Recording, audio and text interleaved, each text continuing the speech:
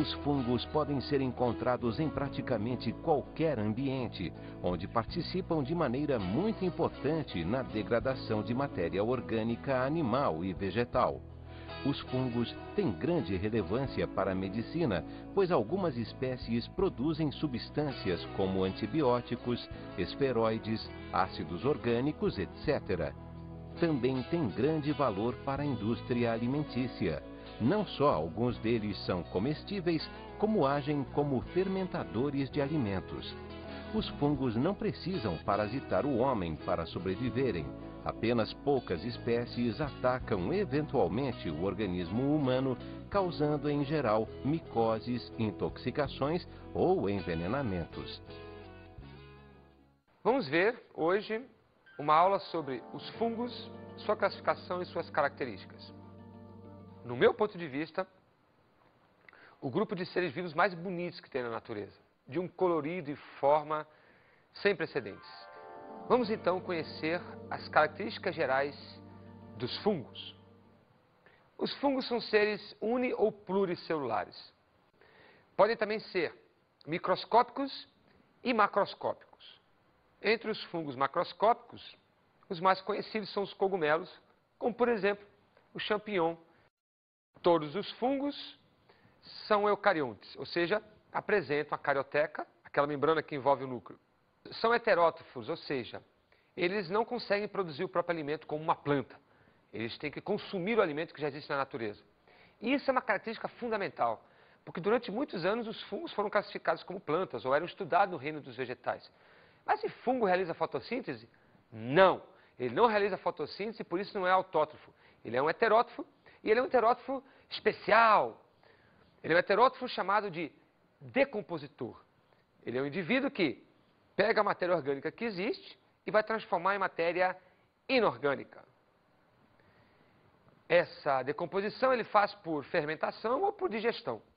E essa digestão, ela é extracorpórea.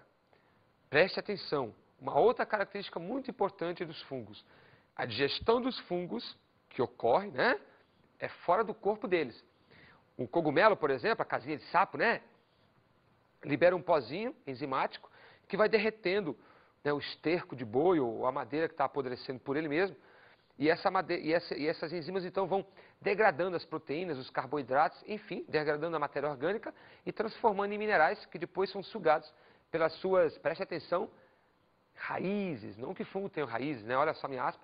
Uma estrutura semelhante que absorve esses nutrientes inorgânicos. Eles podem também ser parasitas, que causam doenças, como por exemplo a frieira, né, o pé de atleta, ou podem ser mutualistas.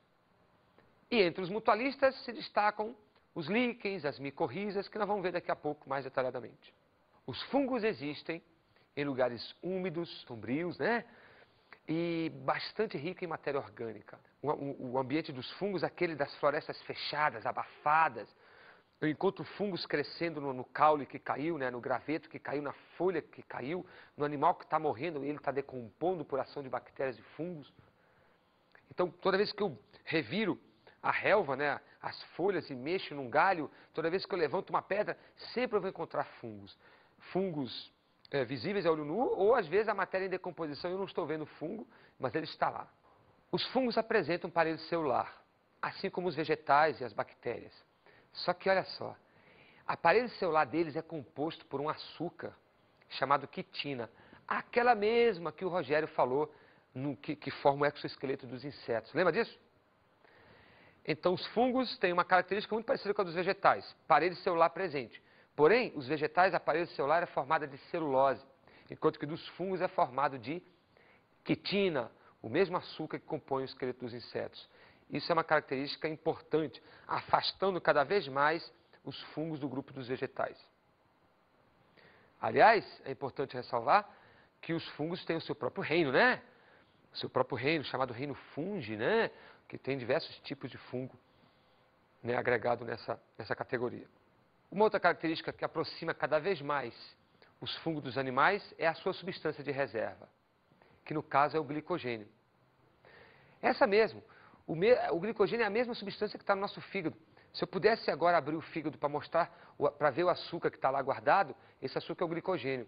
Então, assim como nós, os animais, temos o glicogênio como reserva, os fungos também têm o glicogênio como reserva, e não o amido, como os vegetais. Agora, parece que eu estou tirando os fungos do reino vegetal e colocando no reino animal. Não. Os fungos têm suas próprias características, embora algumas delas se pareçam com as com dos animais, como substância de reserva, por exemplo, e a quitina, e outras se parecem com os vegetais. Por exemplo, a presença de parede celular, por si só, já é uma característica vegetal. Então, o fungo é um mix de tudo que deu certo com animais e vegetais, e aí, criaturas próprias. Uma característica exclusiva, o tipo de célula que está presente nos fungos pluricelulares. Essas células são chamadas de hifas. E as hifas são células filamentares, como se fossem fios, né? Esses fios vão se emaranhando, emaranhando e formando um tecido chamado de micélio. E há fungos, como os cogumelos, por exemplo, cujo micélio se organiza e forma o corpo de frutificação. Olha só isso aqui. Paulo, aproxima aqui. Isso que eu tenho aqui seria um fungo com seu corpo de frutificação e o micélio organizando esse corpo de frutificação. Infelizmente não dá para ver a hifa, porque é muito pequenininha, microscópica, mas aqui está cheio de hifas. Os fungos podem reproduzir-se de modo sexuado e assexuado. A reprodução assexuada mais comum dos fungos é por brotamento. E esse brotamento é mais comum entre os fungos unicelulares, como os levedos da cerveja. Os fungos pluricelulares normalmente se reproduzem de modo sexuado por fusão de hifas. Daqui a pouco nós vamos ver lá na classificação e característica de cada grupo de fungos. Tá legal? O interessante é que essa capacidade de reprodução sexuada faz com que os fungos cresçam em círculo. Se você pudesse observar na floresta como que os fungos crescem, eles formam círculos, ou seja, um fungo que origina outro, que origina outro, que origina outro, que origina outro. E esses círculos vão, na verdade, crescendo na forma de uma espiral e vão se desenvolvendo em floresta dentro. É muito bonito de ver isso. Vamos falar um pouco da estrutura dos fungos. Na verdade, vamos reforçar o que nós já citamos, né? Os fungos podem ser uni- ou pluricelulares. Quais são as características estruturais de um fungo unicelular? Que ele não tem parede celular, que a reprodução dele é por brotamento. As células são células normais, não são na forma de uma hifa. As hifas só vão estar presentes nos fungos pluricelulares. Tá legal? Já os fungos pluricelulares, as suas células são em forma de fio, são as hifas, que elas podem ser cenocíticas ou não cenocíticas. O que significa dizer uma hifa cenocítica? Que ela não tem divisão. É uma célula cheia de núcleos. Tem até uma imagem aí que eu vou mostrar para vocês. E a não cenocítica significa dizer células que têm divisão total ou parcial no seu interior. Ou seja, os núcleos estão divididos ou mais ou menos divididos. Vem ver essa imagem aqui comigo. Aqui nós temos uma hifa, olha só uma hifa, parece um fio, né? Aqui a parede celular, em azul. Aqui são os núcleos. Vejam que essa hifa, ela não se divide como essas outras. Aqui é uma hifa cenocítica e aqui é uma hifa não cenocítica, praticamente segmentada e aqui totalmente segmentada. Isso aqui é uma célula subdividida em várias pequenas células com seus núcleos, material genético, e aqui a parede celular quase criando um septo completo. Esses três tipos de hifa podem se organizar e formar um micélio. Os fungos mais evoluídos, como os cogumelos, ou seja, os basidiomicetos e a maioria dos ascomicetos, eles têm corpo de frutificação. Segue aqui, Paulo. Olha só, eu tenho aqui um cogumelo, ou seja, um fungo pluricelular, macroscópico, e com as suas hifas organizadas em micélio, e o seu micélio conseguiu organizar um corpo de frutificação. Segue aqui de novo, João. Aqui eu tenho um outro fungo, ó, que no caso é um champignon. E esse champignon também tem o seu corpo de frutificação, que é isso que eu estou pegando. Agora, aqui no meu queijo, eu tenho essa parte verde. Deixa eu pegar aqui, peraí. Deixa eu pegar aqui. Essa parte verde aqui, ó, queijo maravilhoso. Essa parte verde aqui são fungos E esses fungos são microscópicos, que podem ser pluricelulares. Eu estou vendo, na verdade, a colônia de fungos e não um fungo. E eu não consigo ver o corpo de frutificação deles. Deu para entender? São fungos microscópicos, pluricelulares, porém com seus micélios, porém não consigo ver o corpo de frutificação porque ele está ausente. Enquanto que aqui eu tenho o corpo de frutificação. Tá? Muito bem. Essas seriam as principais características sobre a estrutura de um fungo. Quanto à nutrição, os fungos, já citei, agora vou te reforçar, tá? Eles são o que mesmo? Heterótrofos. Realizam fotossíntese? Não. Como é que eles conseguem o alimento? Degradando a matéria orgânica ou consumindo por digestão extracorpórea. Não esqueça disso. Existem alguns fungos que realizam uma simbiose, uma relação chamada de mutualismo. É o caso dos líquens e das micorrizas. No caso das micorrizas, se relacionam com vegetais, como as leguminosas e outros, de um modo geral, ajudando esses vegetais a absorver os nutrientes, enquanto que as micorrizas ganham com isso a matéria orgânica da morte do tecido do vegetal onde eles estão realizando a relação. Não entendi não, Fernando. Imagina que aqui tem um fungo.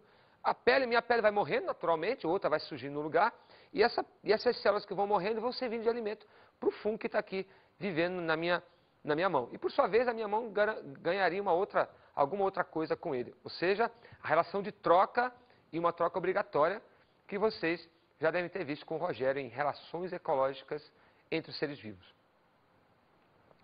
Já os líquens, vamos deixar para falar no finalzinho? Tem umas coisas bacanas para falar deles, inclusive da reprodução. Então segura aí. Vamos falar agora da classificação dos fungos. Os fungos podem ser divididos em dois grandes grupos. Os mixomicotas e os eumicota. Os mixomicotas são fungos muito primitivos e de difícil classificação. Há pesquisadores que nem os classificam como fungos, outros os classificam. Esses fungos são fungos plasmodiais, gelatinosos, sem parede celular e que dão em qualquer lugar, nas gramíneas, enfim, sobre vegetais de um modo geral, no teu jardim e tal. Às vezes tu está diante de um mixomicota e tu não sabe. Tá legal? Agora, os fungos mesmo que nós estamos estudando e que você já deve ter contato, o champignon que eu acabei de te mostrar e companhia, todos eles pertencem ao grupo dos eumicota. Eumicota significa fungos verdadeiros, verdadeiro. Os eumicotas podem ser divididos em dois subgrupos, os imperfeitos e os perfeitos. Os fungos imperfeitos têm como referência de classificação a sua reprodução sexuada. É considerado um fungo imperfeito quando o ciclo de reprodução sexuado não é evidente ou não é bem conhecido.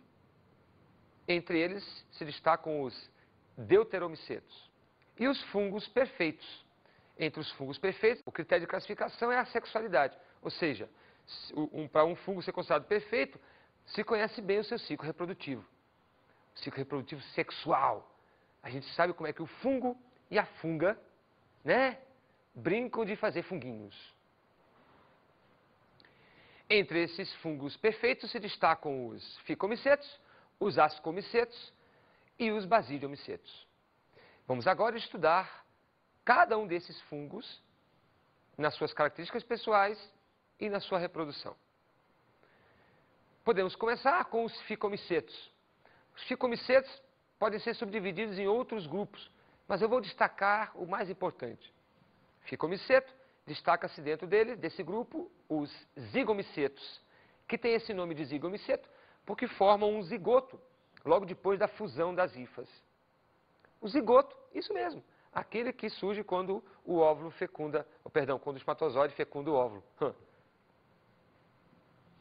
Os zigomicetos, um exemplo deles, dessa classe, é o bolor preto do pão, o bolor que dá nos queijos, enfim. O bolor é aquele fungo, né, que parece um pozinho que dá sobre o pão, que dá sobre o queijo, que dá sobre as bolachas, ou seja, esse cara, então, é o zigomiceto. É um indivíduo que pertence ao grupo dos ficomicetos, que é um fungo perfeito. Depois temos os ascomicetos. Os ascomicetos são talvez o maior grupo de fungos que existem. Não vai te confundir com os nomes, pelo amor de Deus. Olha lá, eu estou dentro do grupo dos Eumicota. Dentro dos Eumicota, eu estou falando dos fungos perfeitos.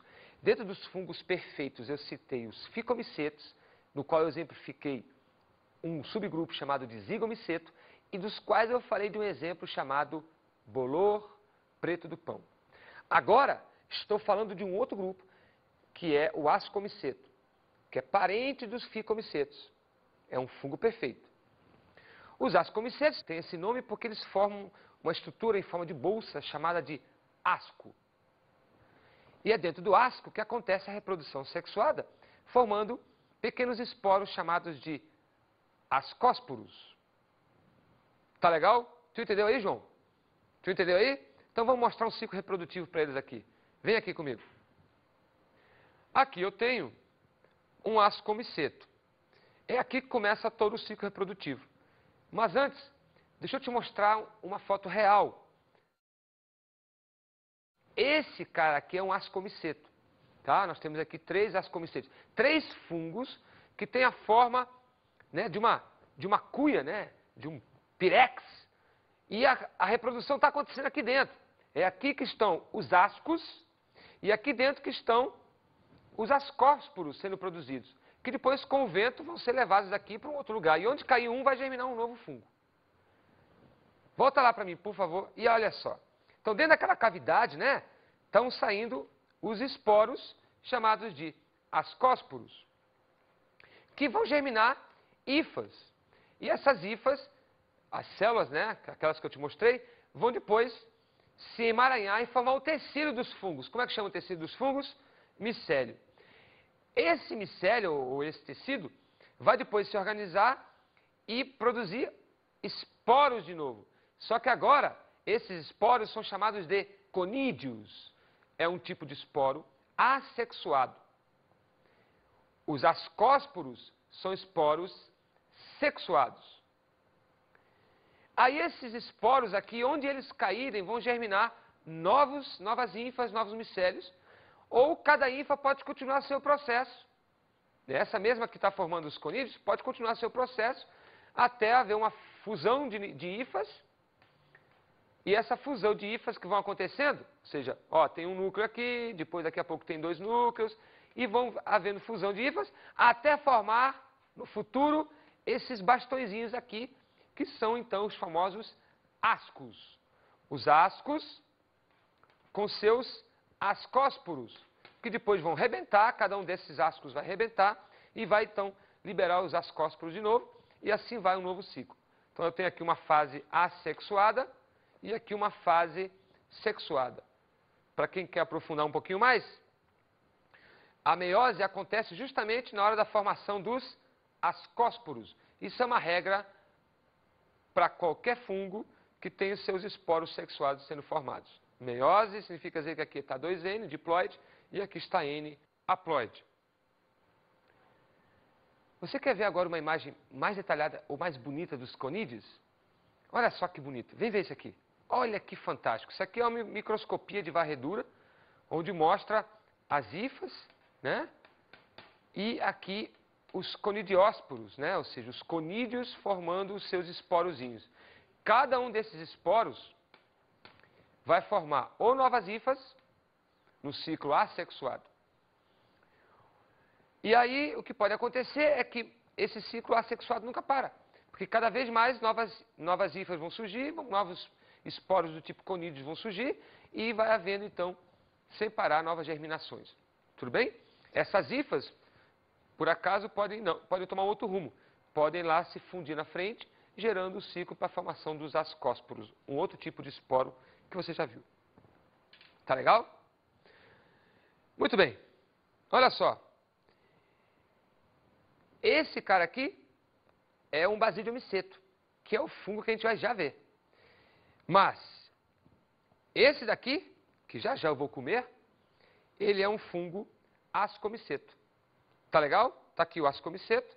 Ele é um fungo que eu já te falei, e ele é o nosso representante hoje da nossa aula. Tá legal?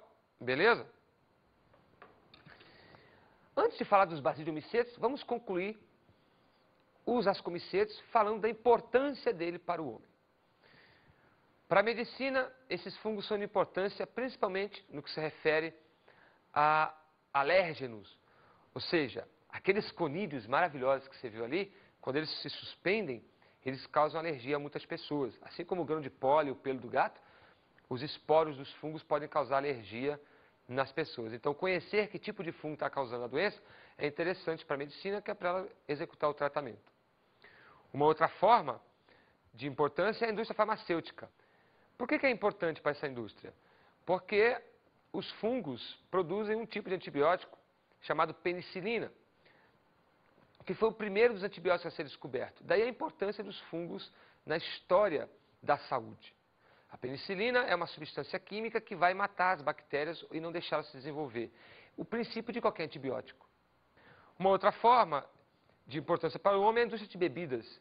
Bebidas fermentadas, que podem ser fermentadas por fungos e bactérias, às vezes os dois juntos.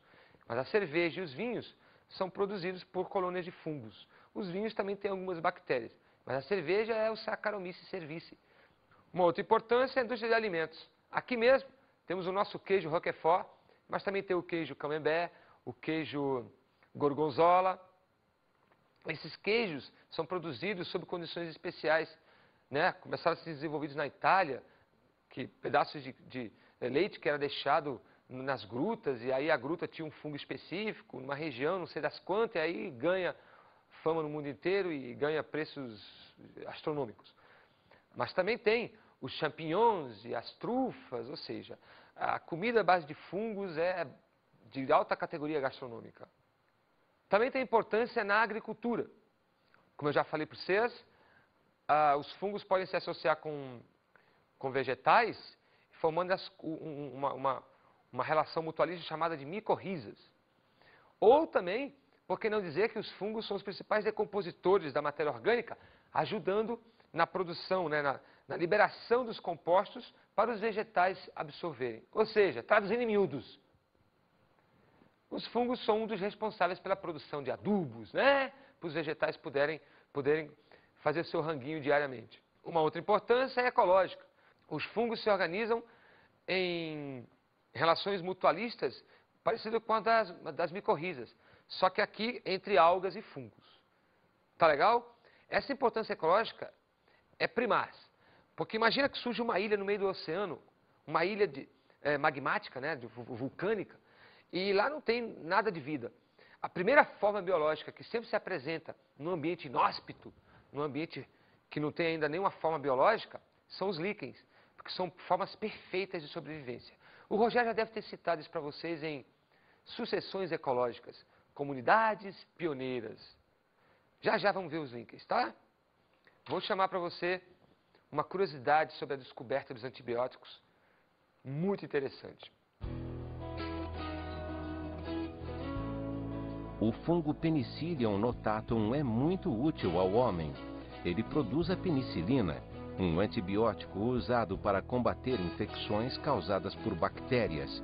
O primeiro médico a descobrir o uso da penicilina foi o inglês Alexander Fleming, em 1928, fato que revolucionou a medicina da época. Interessante foi como se deu essa descoberta. Fleming estava pesquisando micro-organismos e deixou uma cultura de bactérias numa placa de vidro para observar o seu desenvolvimento. Chegou a sair de férias por alguns dias e, quando voltou, percebeu que as bactérias não tinham se desenvolvido como esperava. Notou que um tipo de fungo havia aparecido e estava se alimentando dessas bactérias. Era o primeiro passo para a produção dos antibióticos. Graças a seus estudos com fungos, Fleming ganhou o Prêmio Nobel de Medicina em 1945.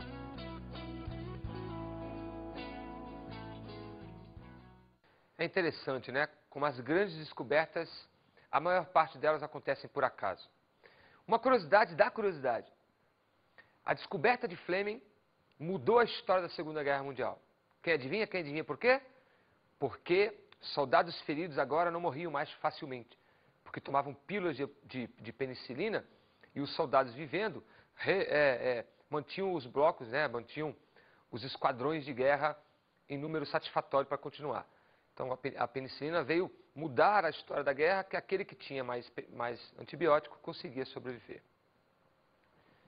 Vamos agora falar dos basidiomicetos, que é o grupo de fungos mais evoluído. Enquanto que os ascomicetos são os mais abundantes, os basidiomicetos são os mais evoluídos. Quer que eu te prove? São os cogumelos. Isso mesmo, os champignons da vida, esses são os fungos basidiomicetos. Eles têm esse nome de basidiomiceto porque formam uma estrutura em forma de clava, né, ou basídio, justamente onde vão estar se formando os esporos desse grupo, que são os basidiósporos. Te lembra? Tem sempre um prefixo e um sufixo que te ajuda a definir mais ou menos em que fungo tu está estudando. Quem produz o asco são os ascomicetos.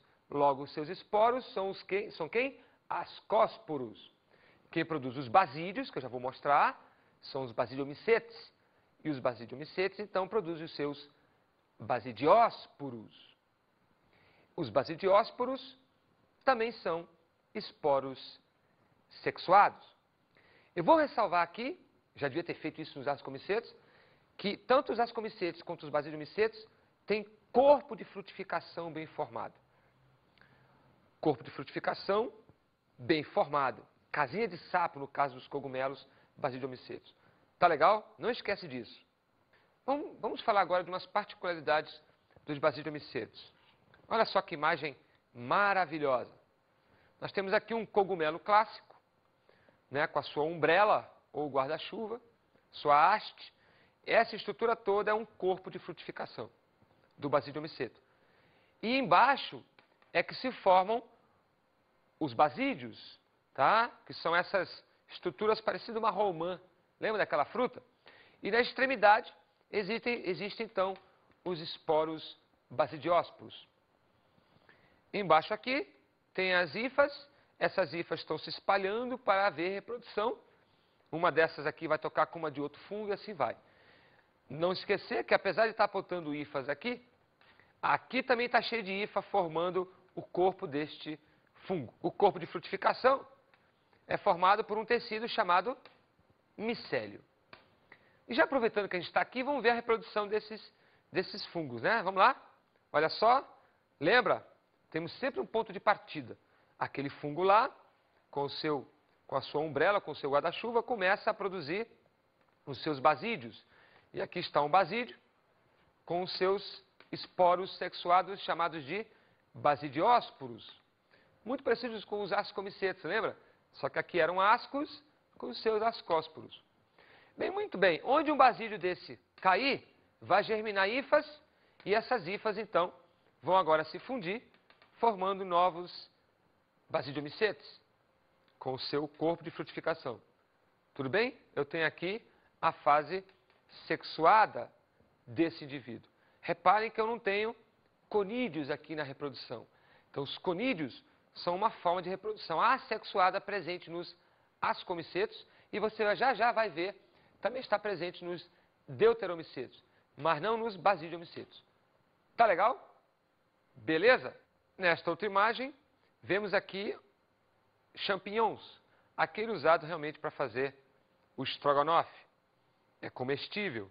E na outra imagem, um clássico, né, dos basidiomicetos, que é a amanita, um fungo altamente venenoso.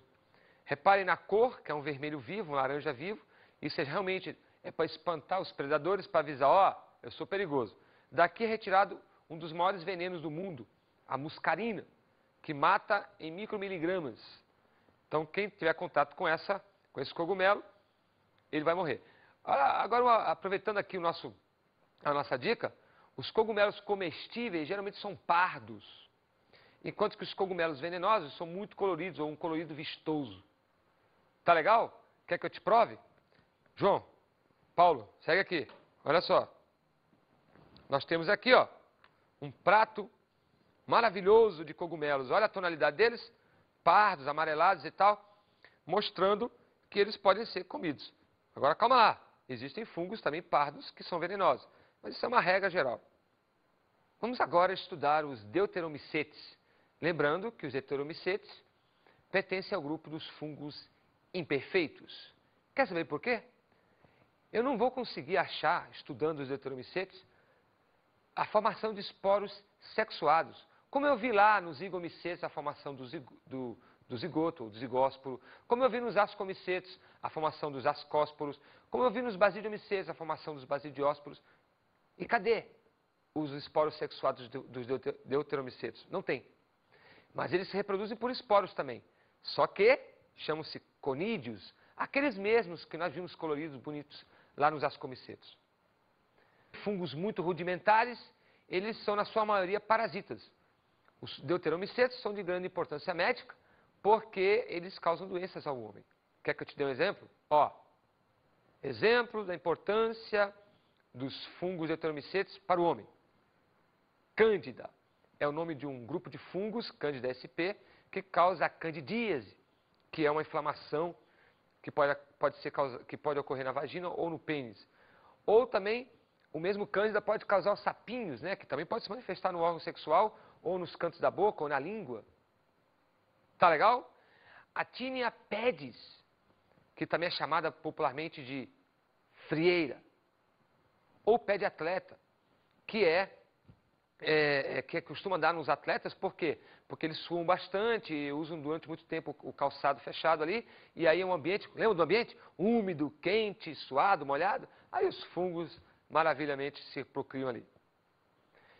E tem também o pano branco, não sei se já ouviram falar, que é o pano branco que é chamado no meio médico de pitríase, que são umas manchas brancas que dão na pele da gente.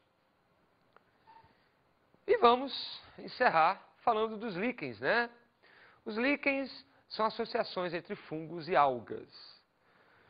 Os líquens, como eu já falei para você, eles existem em lugares muito rudimentares, muito inóspitos à vida, mas também existem em lugares onde a vida é abundante. Eu posso encontrar um líquen sobre uma rocha bruta, mas eu posso encontrar o líquen sobre um tronco, né, de uma árvore, sobre uma folha, enfim. As hifas se novelam nas algas, e essas algas são de dois grupos, principalmente. As cianofíceas, que são parentes das bactérias, e as clorofíceas, que são algas vegetais.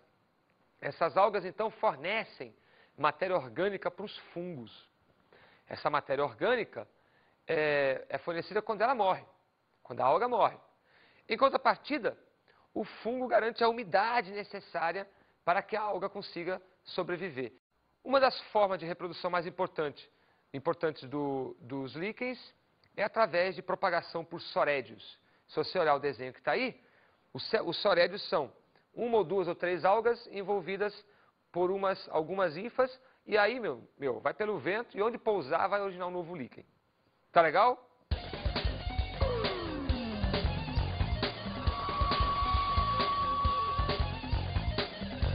Como dica de estudo, faz a seguinte experiência. Pega um pires, coloca uma papinha de qualquer coisa. Amassa um tomate, ou enfim, qualquer coisa. E deixa durante 10 minutos na superfície. Depois guarda essa papinha no armário, durante 24 horas. E aí tu vai me dizer o que tem lá. Aí se fosse tu depois, eu ia com o professor, com a ajuda de alguém, e tentava ver quantos fungos tem ali. O interessante era deixar uma semana, tu ia ver que ia formar uma mata de fungos maravilhosos e bonitos, coloridos. E aí tu ia estudar cada espécie daqueles fungos. Faz isso.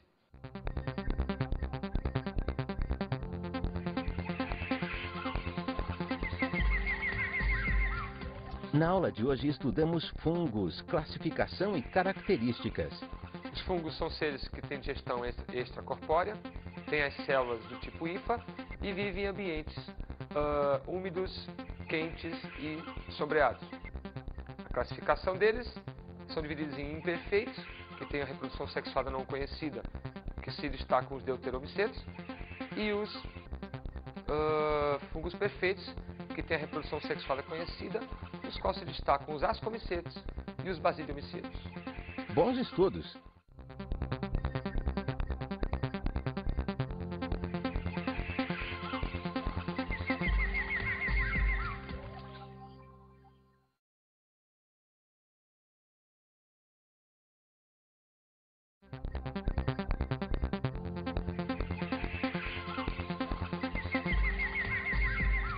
Te indico que faças a seguinte experiência. Divida a tua sala em 6, 7 subgrupos dos teus alunos e antes tu cria 6, 7 tipos de compostagens, ou seja, de tomate, de chocolate, de papinha, de Neston, enfim. Cria 7 substratos e pede para esses grupos, então, colocarem em ambientes fechados para que depois tragam isso para a sala de aula e aí você, por comparação, veja a diversidade de fungos que pode dar em substratos diferentes. Vai ser muito interessante, alegre e a coisa dá para estudar por aí.